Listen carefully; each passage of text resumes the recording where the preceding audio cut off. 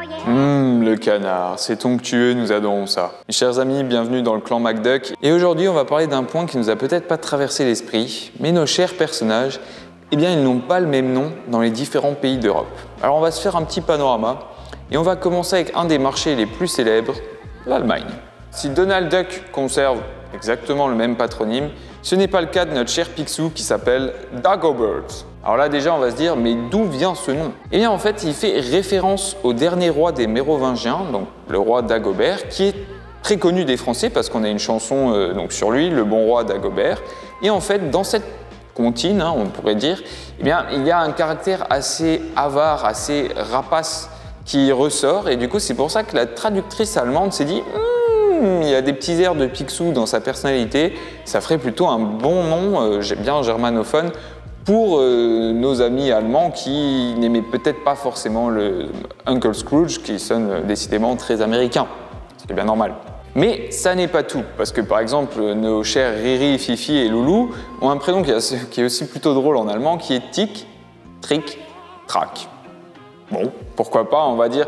La version française n'est pas forcément meilleure. Si on continue, donc bon, la grand-mère Donald s'appelle Oma Duck, ce qui est aussi plutôt logique. Oma, c'est le diminutif qu'on utilise pour mamie, donc en allemand. Miss Frapp s'appelle Fräulein Rührich, ce que je trouve aussi assez drôle, c'est plutôt une bonne adaptation donc allemande. J'aime beaucoup aussi le nom de Géo Trouve-Tout, parce que donc il s'appelle Daniel Düsentrieb.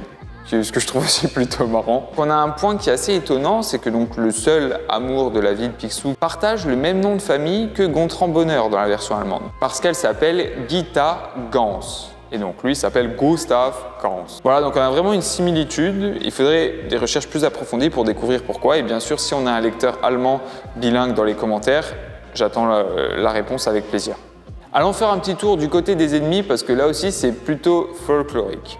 Notre mystique national devient Gundel Gokele. Plutôt drôle aussi.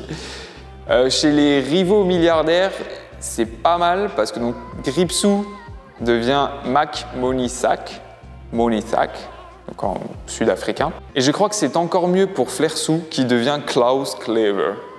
Mais je crois que la véritable palme, elle revient tout de même à nos chers Raptou ou Beagle Boys dans la version américaine, parce qu'en allemand, ils deviennent les Panzerknacker.